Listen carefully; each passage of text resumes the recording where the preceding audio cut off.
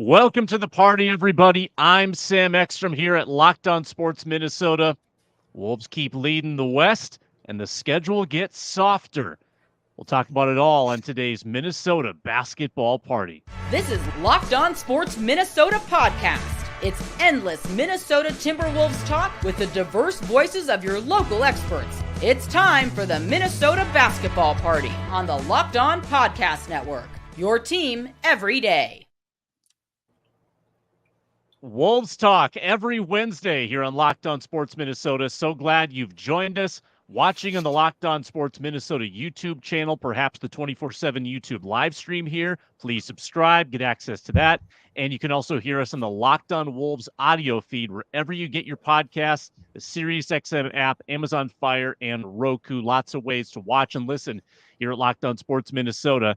Today's show is brought to you by FanDuel Sportsbook. Make every moment more. Right now, new customers get $150 in bonus bets guaranteed when you place a $5 bet. Visit FanDuel.com/lockedon to get started. And a lot to get to on today's show. The Wolves with a huge win over the Clippers on Sunday. Now the schedule gets a little lax for Minnesota. Can they stockpile wins against lesser opponents? Halfway mark superlatives. The season is halfway over. We'll go through the first half of the season in superlative fashion. And of course, as always, predict the week ahead. Let's meet today's panel with our opening tip. What's happening? Reggie Wilson from Care 11. And you know what? I think, and it's not really hot take season here, but I think the Wolves will go as far as Rudy Gobert's defense takes them. And I'm Ron Johnson, former Gophers wide receiver, Gopher Sports Hall of Famer, and I'm a basketball fan, but I also played basketball growing up and in high school, and I am feeling a little Detroit-ish today because that's where I'm from. So I'm going to say the Timberwolves, hopefully they don't let the Pistons realize they only have one shot, and this might be it. Shout out to Eminem. I'm Jack Borman, editor-in-chief at Canasupis, co-host of the Locked On Wolves postcast with Luke Inman here. And I think the Clippers win was the most encouraging win of the season so far, and I'll tell you why. And once again, I'm Sam Ekstrom. I'm running point here on this show, the Minnesota Basketball Party. Also, find me and the rest of our crew here on Locked On Sports Minnesota on the Minnesota Football Party Mondays and Thursdays, the Ron Johnson Show on Tuesdays, and our Roundtable on Fridays with Ron, Reggie, and Julia Daniels. We have a lot of fun on there as well. Let's get into it, guys. The last time the Wolves took the court, came up with a huge win against maybe one of the biggest threats in the Western Conference, the Los Angeles Clippers. It was 109-105 on the scoreboard when the game ended. Probably wasn't that close. The Wolves outplayed the Clippers by quite a bit. Clippers got hot late, hit a million threes, cut that thing down, made the Wolves sweat just a little bit, but Minnesota led by 16 in that second half, late in the third quarter, maybe even in the fourth quarter as well. So a fairly convincing win over a formidable foe, by the way, who just beat the Thunder last night by 11, Reggie Wilson. I mean, that was a quality win for the Wolves, who've been fighting it a little bit. They get back on their home court, and like Chris Finch said, got their mojo back. Yeah, they did. It's interesting because, like, if you talk to, like, people around the league and, like, the national pundits and all that, like, they will say that the Clippers are probably, like, outside of the Nuggets, like, the team to beat in the West, just because, like, Harden is playing, better than he has in the recent past. And you got a healthy Kawhi just playing all these minutes. This is really weird considering what we've seen from Kawhi the last, 5-6 years. And then Paul George is just as steady as they come. I think he, to me, is like one of the more, and it's crazy to say this because I think he is like one of the league's like superstars, but it seems like he's still kind of like underrated in that, but he's a guy who could just like go get you a bucket whenever and also just heat check you whenever. And so I think a win like that against a Clippers team that many believe is going to be in contention to come out of the West, like, I think that is the Timberwolves saying, like, hey, we are here. And I thought it was interesting listening to Mike Conley yesterday and how he talked about, like, hey, like, these type of wins are just giving us more and more confidence. Like, if we get down 10 and we're like, hey, like we've been here before, and it just gives them the confidence to lock in, he said, and focus and really, try to go get a dub, because they don't feel like they're the same old Timberwolves. And so I think a win like that really just kind of shows like, hey, this Timberwolves team is different. And I feel like we keep saying it, but that's something that is like the proof in the pudding. And I mentioned Rudy Gobert. Look, he was 4 for 5 from the field. He played 37 minutes, 14 free throws from Rudy. He made 7 of them, and he had 18 rebounds. I think if you get that type of production from Rudy Gobert, like there was a block shot on Kawhi from Rudy that really sticks out in my mind. And I'm just like, man, like if you're going to get that type of effort from Rudy on both ends, I love the Euro. Ron, did you see that Euro that Rudy did? That was real nice right there. I just, that to me is just very encouraging. And I feel like when he's playing well, the other guys are just feeding off of his energy. Yeah, for me, this is the way I look at it. I like the Clippers as a team. But what I got from this, I don't know if you guys saw this leaked audio, they call it now. Everybody keeps getting this leaked audio. Kawhi Leonard and Anthony Edwards, and it wasn't like they're blowing it up like it was a big deal. It's not a big deal what he said. I mean, Reggie, you know this. I mean, anybody that's hooped, you know this. It's just two dudes talking crap when they're hooping. And he basically said it's the young guys versus the old dudes.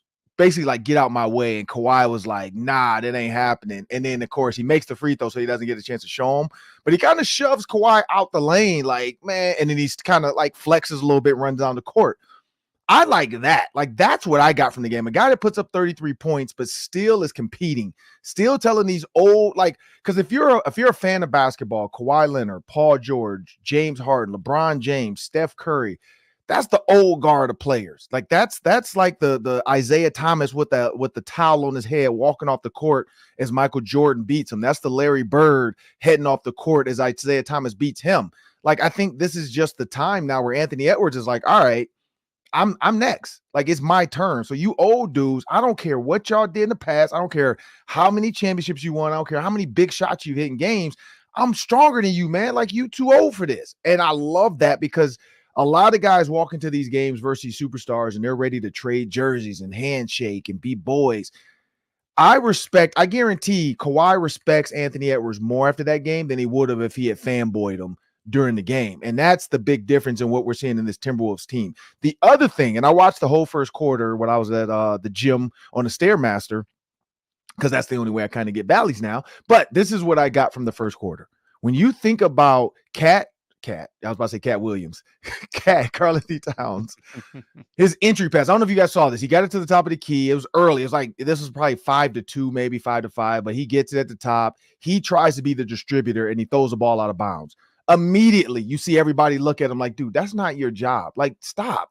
Like, give it to a guard who can make an entry pass, because this ain't you, man. Be a pick and pop guy. Stay at the top of the key, hit three. And the rest of that, like first quarter, he didn't do it again. He didn't try to be the distributor. He got the ball. He handed it off to the next guy. He then found his spot. They kicked it back to him. He hit a three. He moved around. He drove the lane on the guy.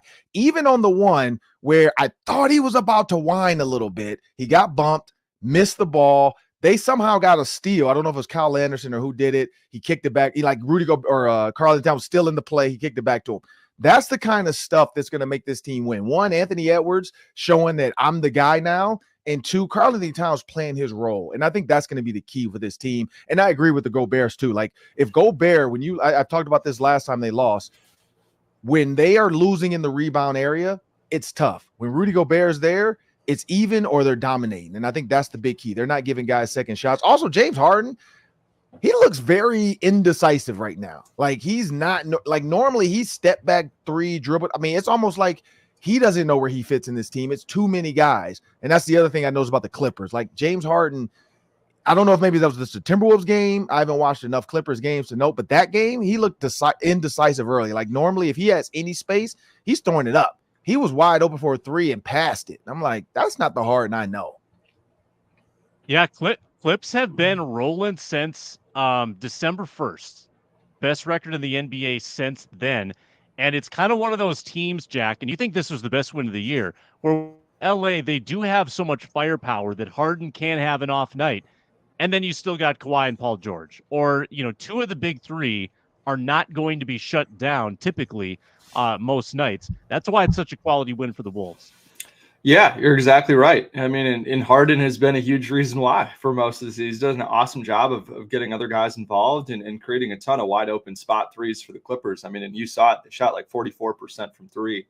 And that game was a huge reason why they came back. But yeah, what I loved about this game is that it felt like a true playoff game, right? In that both teams were trying a bunch of different stuff on both sides of the ball, scheme-wise. I mean, the Timberwolves did a great job offensively of putting Karl-Anthony Towns in the corner with the starting unit, which is something that they did in Boston. It's another thing that they did in Orlando. Was a huge reason why they got out to a great start there.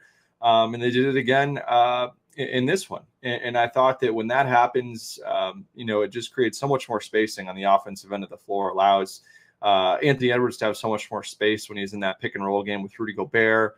And you have three really good spot up shooters around that duo in McDaniels, Conley, and Towns that really puts the defense in a bind. And so kind of opens up that drive and kick floor game. And the Timberwolves generated a ton of really good 3-point shots. I mean, they only took 26 threes, but they made 13 of them, and almost all of them were really good looks, which was really impressive from an offensive standpoint for them to be able to find that.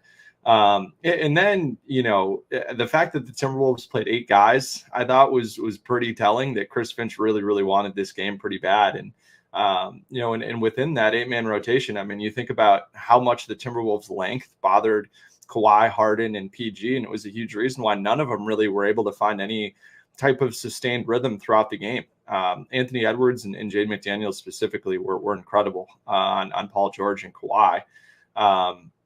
And the Timberwolves switched 1 through 4 up top. So Karl-Anthony Towns, Kyle Anderson also deserve credit for the way that they were able to slide their feet, keep guys in front of them, and play. And I really liked that when Russell Westbrook was in the game, the Timberwolves guarded him with a center. They just did not respect his jump shot at all. They welcomed him to take any type of jump shot he wanted. And Russ tried to drive the lane, even with big guys waiting for him in the paint. It just didn't work. But like Reggie said, this was a really dominant Rudy Gobert game. I think, in some of the Timberwolves' more impressive wins this season, they've forced a lot of mid-range shots, especially in that short mid-range, that 4 to 14 feet area. The Clippers are normally a very good team in that area when you think about Kawhi and PG and Harden and all the different floaters and little jump shots that those guys have. There are 7 of 20 from the short mid-range, 0 of 7 from the long mid-range, which is kind of what that drop coverage that Rudy Gobert has become a staple of, forces opponents into. And so when you think about them shooting 26% on those shots, I believe, Luke and I talked about it in the postcast there, but at the rim, the Clippers shot 71%. They were 12 of 17, and everywhere else, they were 24 of 66, 36% on pretty much anything that wasn't right at the rim. And so, and that's a lot of credit to Rudy Gobert and Karl-Anthony Towns for the way that they've been able to keep guys away from the rim and force them into really tough shots. And so I think the more the Timberwolves can force teams into the half court and really, make other teams beat their defense in the half court, I think the more they're going to be able to win games like this, in which, the Clippers can really put them in a bind with the way the Clippers spread it out, have 4 shooters on the floor a lot of the time, 3 really good offensive players at all times. And then the way they switch and play zone defensively, those are the types of defenses that the Timberwolves have really struggled with, that they've played a lot of isolation basketball against those types of defenses. And so for them to get off to a really good start and then get punched in the mouth, really, and kind of take it and then finish strong to the finish line, especially with the way Rudy Gobert did it. 4 made free throws. The Clippers bench clowned him all game for missing free throws. And we obviously know the history with him and the Jazz and the Clippers in that 2020 series. That had to feel awfully good for Rudy Gobert to beat guys like that. And for the best post-game coverage of these big Wolves games, tune in to the Locked On Wolves postcast. Jack Borman, Luke Inman, join the masses who are watching that show after each game. So the Wolves lead the West by a game and a half right now over the Nuggets and the Thunder. They play tonight. And then Saturday's game against the Thunder, big one, marks the halfway point of the season. So we've got our halfway mark superlatives coming up on the Minnesota basketball party after this. Today's show brought to you by eBay Motors. Passion, drive, and patience. What brings home the winning trophy is also what keeps your ride or die alive. eBay Motors has everything you need to maintain your vehicle and level it up to peak performance, from superchargers, roof racks, exhaust kits, LED headlights, and more. Whether you're into speed, power, or style, eBay Motors has got you covered. With over 122 million parts for your number one ride or die, you'll always find exactly what you're looking for. And with eBay Guaranteed Fit, your part is guaranteed to fit your ride every time or your money back. Because with eBay Motors, you're burning rubber, not cash. With all the parts you need at the prices you want, it's easy to turn your car into the MVP and bring home that win. Keep your ride or die alive at ebaymotors.com. Eligible items only. Exclusions apply. eBay Guaranteed Fit, only available to U.S. customers.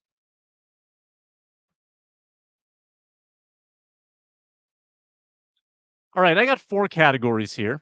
Let's look back at the first half of the Wolves season with some first half superlatives here on the Minnesota basketball party. We'll keep this one moving, keep it fun, keep it fast. The biggest surprise from the first half of the year, Ron Johnson, let's kick it off with you.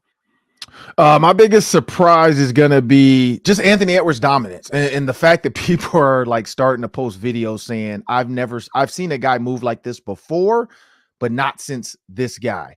And I know they're talking about Michael Jordan, and when you watch it, you are seeing it. So just to hear that, to me, has been a huge surprise. Mm-hmm. Jack?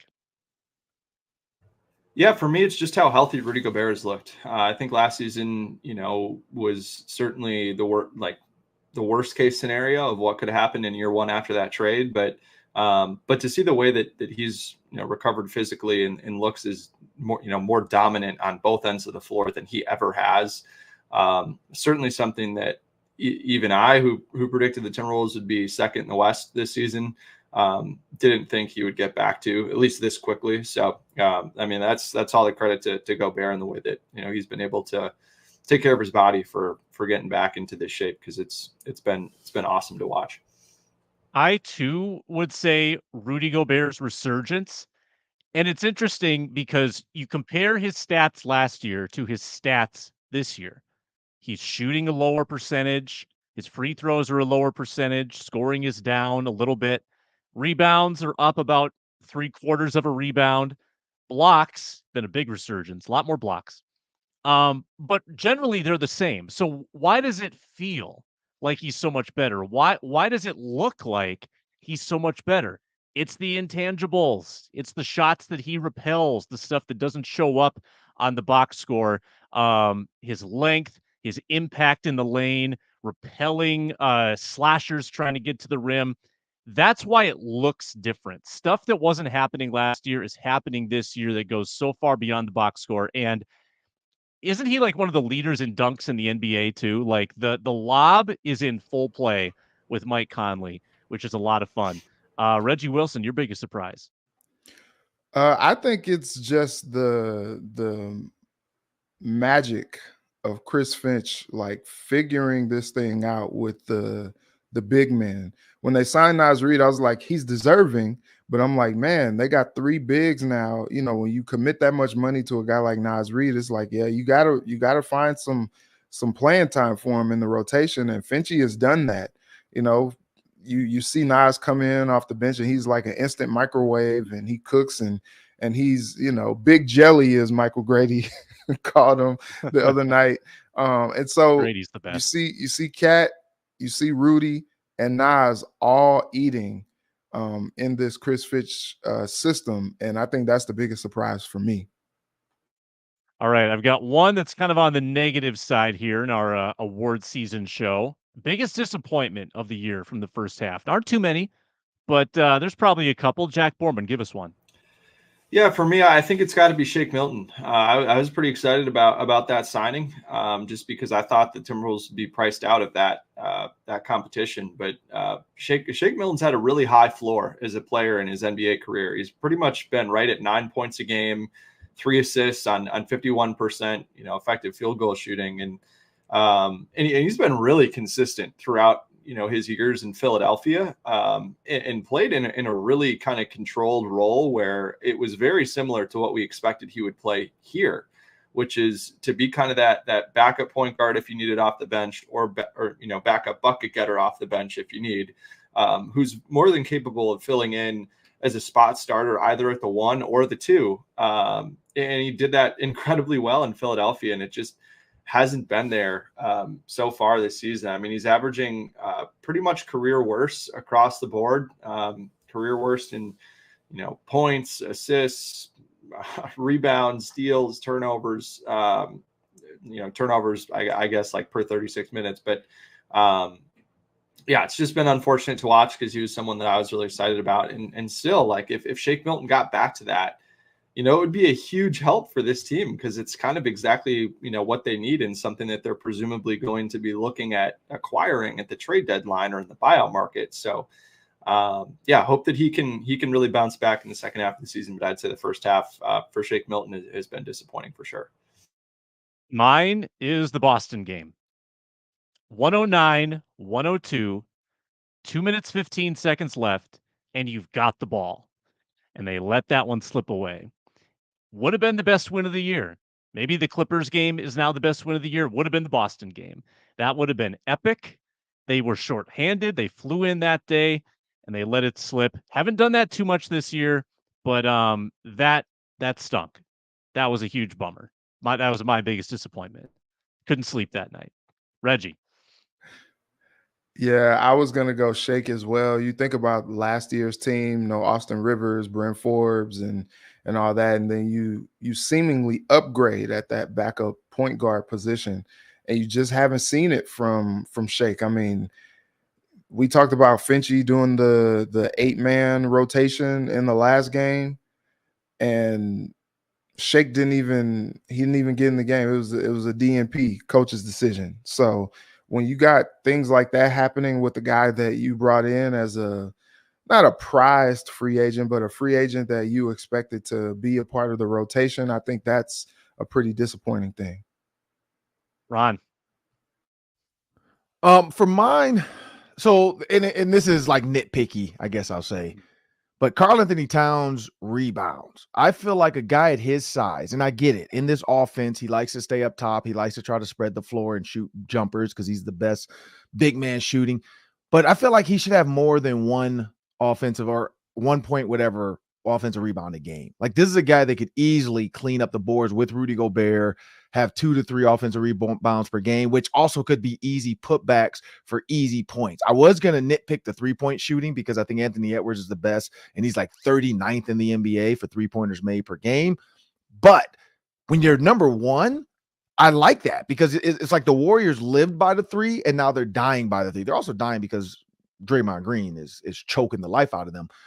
But I look at the rebounds of karl-Anthony Towns. I feel like down the stretch, he's going to have to be an additional guy to really clean up the boards. If they were to go back to old school basketball, because again, I was going to talk about how AAU has ruined basketball. I'm not going to do that today.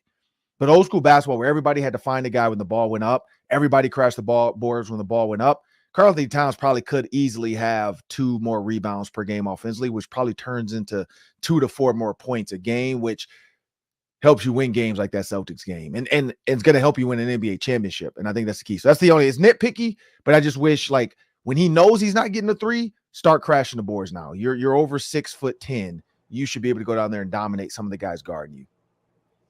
All right, next on the list, top chokehold of the year. Oh, no, I'm sorry. I read it wrong. It's actually top highlight reel play from the first half of the season. I'm going to go recency bias. How about karl-Anthony Towns in the Clippers game after the whistle, going between the legs, dunk contest style, with his left hand, throwing it down, left-handed, throw it down, big man. Wolves have had some good plays this year after whistles. Like, I think Nah had like a wacky left-handed 3 in Boston after the whistle, and Anderson had a scoop shot that went like a mile in the air and went in against the Clippers too. The Wolves are the Harlem Globetrotters after the whistle this season. So that's my highlight reel plays didn't even count. Reg. I think you could just pick your any windmill Anthony Edwards dunk of the season. Like it's hard for me to pick any one of those, but I think that's probably like the big one for me. Or any Nas Reed dunk of the season as well. They just, both of those guys just seem to abuse the rim and just make Michael Grady jump out of his seat on a nightly basis. So I go either of those two guys and their highlight reel dunks. Nice. Ron. So for me, I agree with what Reggie's saying, but I don't know if you guys remember the Celtics game where he kind of did a Michael Jordan type thing. He went to the right, kind of held it in one hand, double clutched it, and then put it up off the backboard without Al Horford was running by him.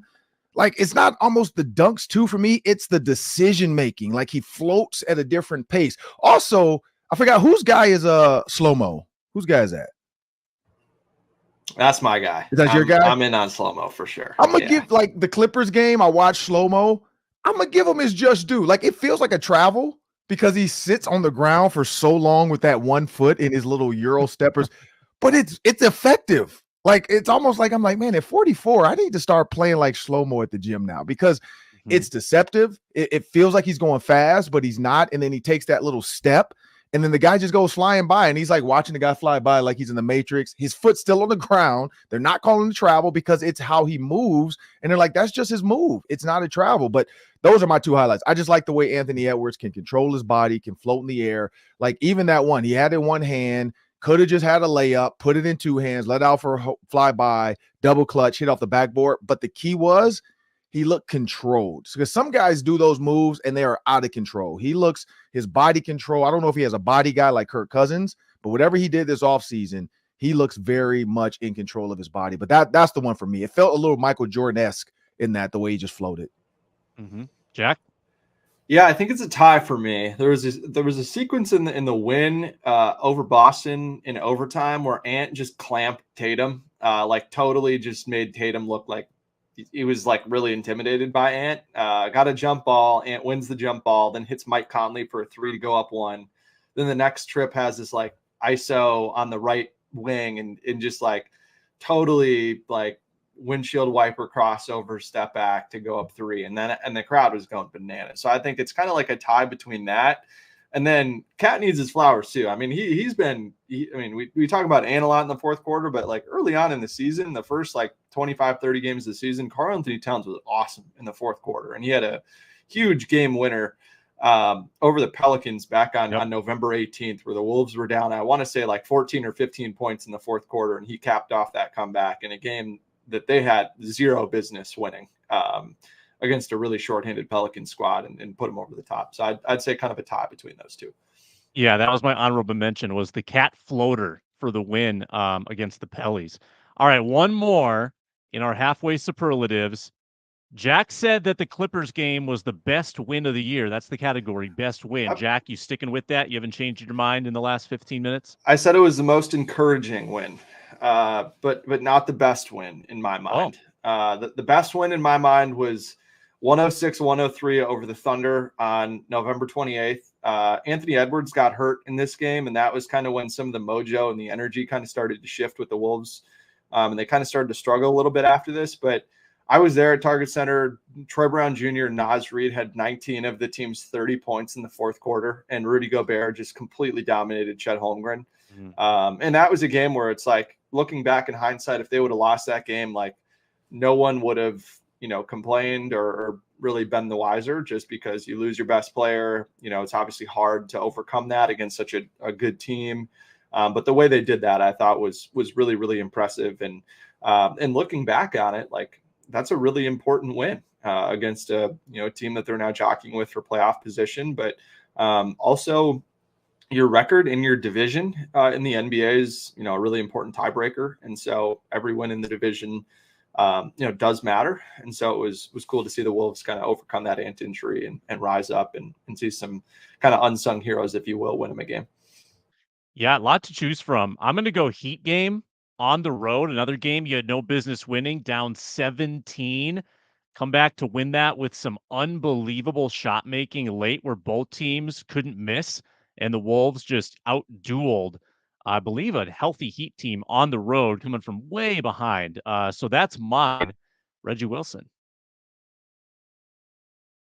So apparently the Wolves can't play the Celtics without going to overtime. And so I think that first one, I know the season was early on, but they started the season losing 2 of their first 3, and then they host Boston, they take them to overtime and they beat them. And I'm like, I think that was one of the wins where you start to think like, okay, could this Wolves team be a little bit different? Ant goes for 38 points, and it's always a thing when he and Jalen go against one another. And I think that was a little bit of an early season statement win. We saw what happened the next time they played Boston, but they got them at home with that 16-2 home record. So that was one of the 16. Yep. And Ron. Yeah, I was gonna go with the same one. For a different reason though. Like when you look at Ant in the overtime, scored 8 points. The Celtics scored 8 points. So Ant just needed help from 2 other guys to help beat the Celtics in overtime. It's basically Ant versus the Celtics in overtime.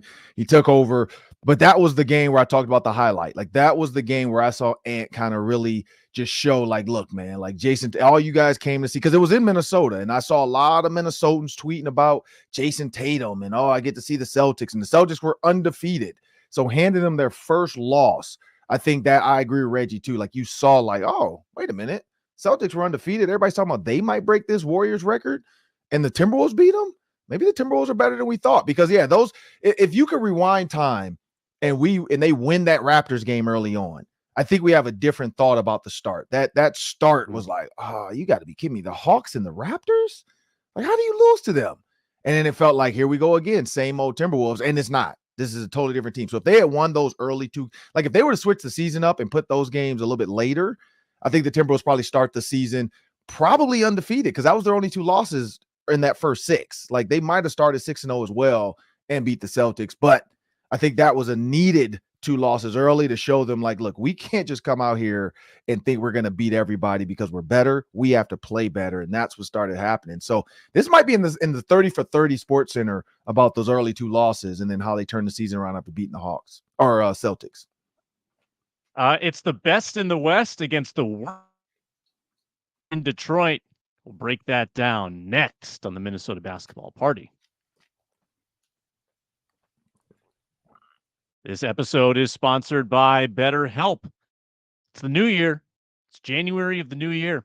We get obsessed with how to change ourselves, how to make these dramatic resolutions. Sometimes we just have to expand on what we're already doing right. Talking to a therapist could help with that.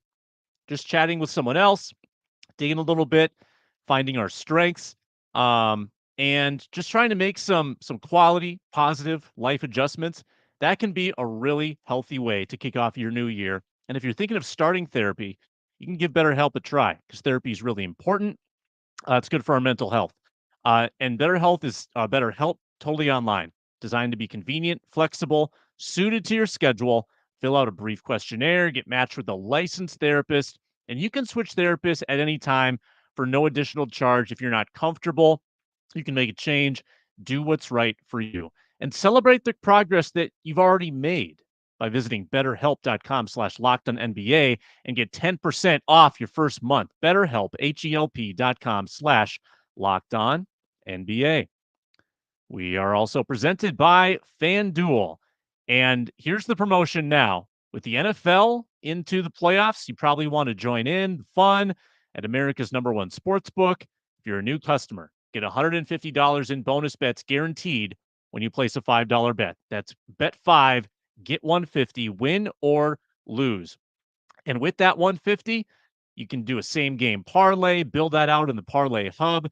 Visit the Explore tab for bet suggestions. They've got a lot of fun ones there, plenty more. I'm also eyeing up the Wolves Pistons line tonight, -12. Wolves favored, or -700 on the money line if you have a mortgage to spend on it. That's at FanDuel. FanDuel, an official partner of the National Football League.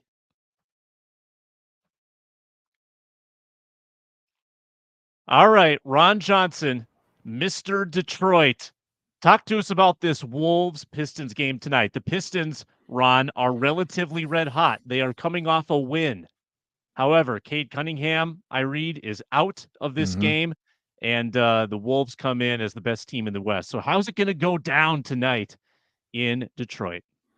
Well, their knees are weak. Their arms are heavy. It's vomit already on their sweaters. It's mom's spaghetti. They don't know what they wrote down.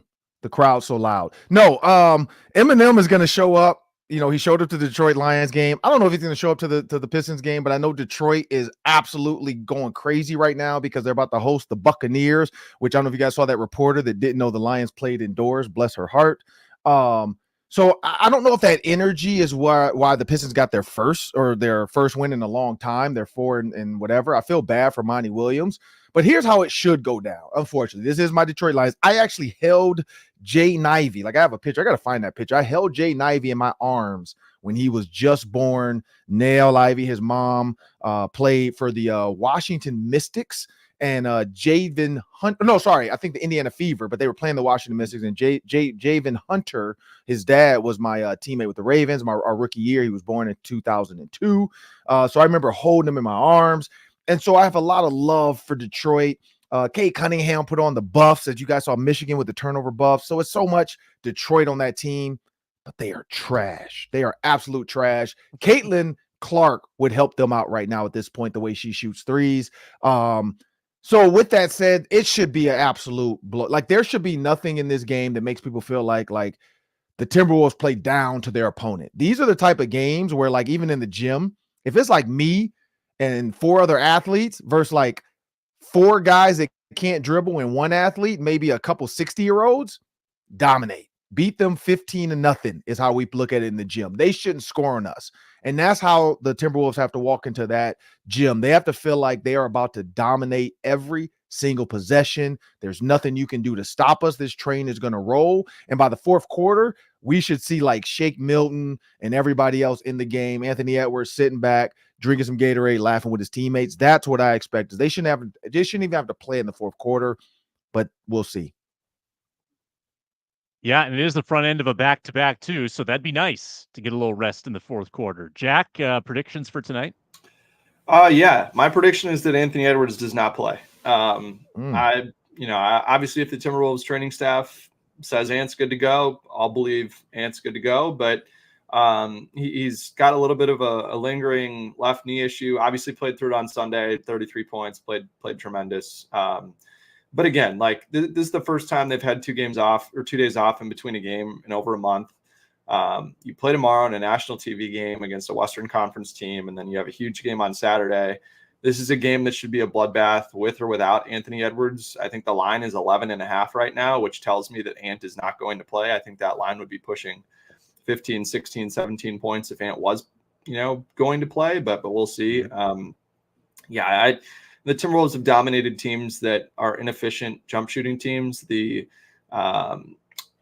Pistons are the second worst jump shooting team in the league, and the second worst half court offensive team in the league. And they don't have Cade tonight, and that's even with Cade Cunningham. Not having Cade, I don't think they have much of any chance. And the Wolves should win this one pretty handily. I'm going to use my time to talk more broadly about how the Wolves have dominated the worst teams in the league. So they start out the year, Ron talked about this, they lose to the Raptors, they lose to the Hawks. Those teams are currently in the bottom 7 in the East. After that, look at the bottom 7 in the East and the bottom 7 in the West. So your 14 lottery teams. The Wolves have won their last 13 against teams that are currently in that position. They have 25 of those to go this year, and 18 against the top 16 teams. So they play far more of the doormats than they do the elite teams. If they can win, of those 25, if they can win at, what's realistic, an 80% clip, so go 20-5, and they may even be better than that, there is an easy path for the Wolves to win high 50s this year in terms of their win total, because they've got a lot of those type of teams coming up, including tonight. I don't know why I just feel like it's going to be harder than it needs to be. Weird things happen. Maybe there's some weird mojo in Detroit right now, but Reggie talked me off the ledge here. I just have an uneasiness that not that they're going to lose, but that they're going to have to work for it. It's because it's the Wolves, and you are traumatized from years past of Wolves basketball just disappointing you. So it makes sense. Yeah, it makes sense that that's how you will feel. But I think this game, especially with no Cade, bloody massacre. I just think it is going to be so bad. It seems like Monty is like way in over his head. I actually don't know why the Pistons are as bad as they are. Like, I feel like they should be winning more games than they are, but like Monty is making it seem like the team is just so bad, but he's also kind of making it seem like he doesn't understand the game of basketball anymore. Like, I don't really understand what's going on up there. Like, he didn't turn the Suns around and he can't do the same thing in Detroit. Like the Monstars took his powers or something. I don't know. I don't know what's going on up there in Detroit. Maybe Ron can go and figure out the answers for his beloved team, but they should let me suit up. I mean, maybe Ron could go get them 30 tonight. I don't know about that. 25. I can get you 6 fouls. I can foul out. Let me Draymond Green. They need a Draymond Green in Detroit because they need boy Pistons. They haven't had anybody get into a fight. Like I know last time Stewart got busted in the head and he had to chase LeBron around like a toddler looking for a cell phone. Like it was nothing. Like they have no body. Like if I'm losing games, you're gonna know you were in a fight at least. Like they don't even have that. Guys aren't elbowing guys. Like they ain't even pinched the. They didn't even pinch the. Man, come on. It's a scouting mission tonight for the Wolves. The Wolves want to figure out who they're going to trade for from that roster at the deadline. Alec Burks, maybe that's the target. I like that. Put Jaden on him and say, all right, Jaden, I want you to absolutely give Alec Burks your best. And if he can score on you, then we're going to trade for him. This is his test. Sam, I want to ask this though, because we always do this on the football party or all the parties. Do you know what movie that's from? The Reggie reference right there. Do you know it? Because I know you don't watch movies. That's the thing, Jack. Sam doesn't watch movies. Do you know what movie that's from? What was the reference? Did you even pinch the word is B? We can't say that on this network though. Nope, I don't know it. Okay. I don't know. Players Club. It was a fight in the stripper's locker room. Okay. And one girl looked like she was in a fight and the other girl didn't.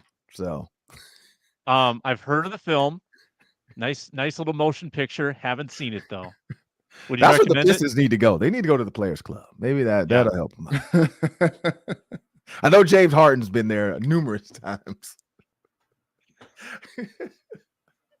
The Pistons game is part of a 4-game week between now and the next show. Pistons, Grizzlies at home, Thunder at home, big game coming up Saturday, and then the Hornets on Monday, also at home. Is this the week that I will predict a perfect Wolves week? We'll find out in a moment. But first, let's see what Reggie Wilson thinks about the week. Reggie's still thinking about Players Club. Okay, so I do a win against Detroit. No GG Jackson formed against the Timberwolves shall prosper.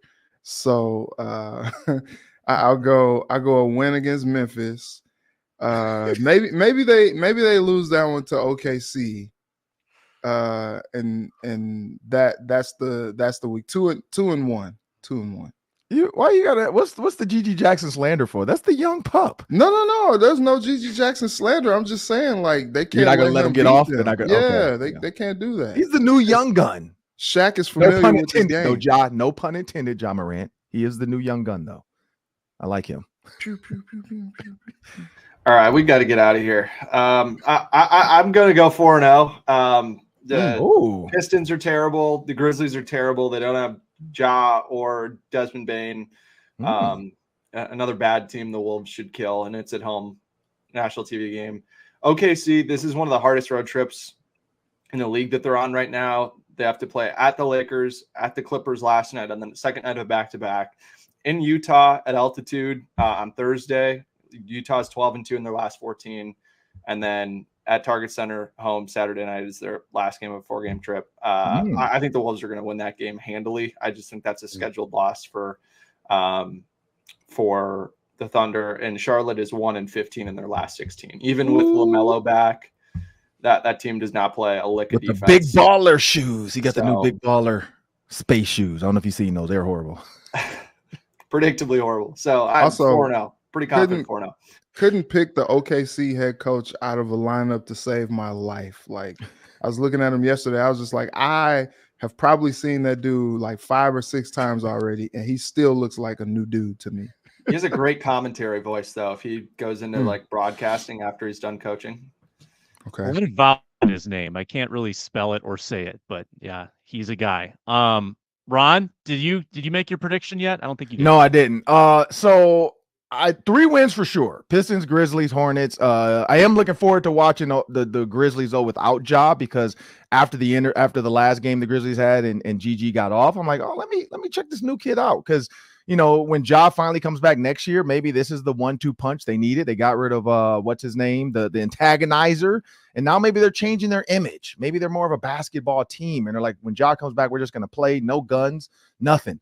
But the Thunder one, that's the one for me that always throws me off, because that's gonna be the 1 and 2 teams in the West.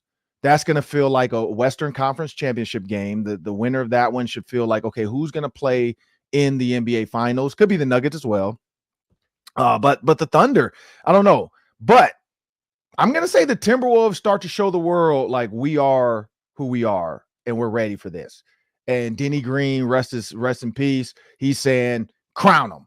Y'all want to crown them? Crown them. Because that's where I feel like they're headed. But yeah, I'm going to go 4-0. I normally would be 3-1, but I'm going to say, you know what? Chet Holmgren, you're going to get a healthy dose of Naz Reid, Rudy Gobert, and Cat. Like they're gonna frustrate him. When you watch how they did Victor Wembanyama, I think Chet's gonna get that same dose. And so yeah, and you're gonna get the Shea Gilchrist versus Nah.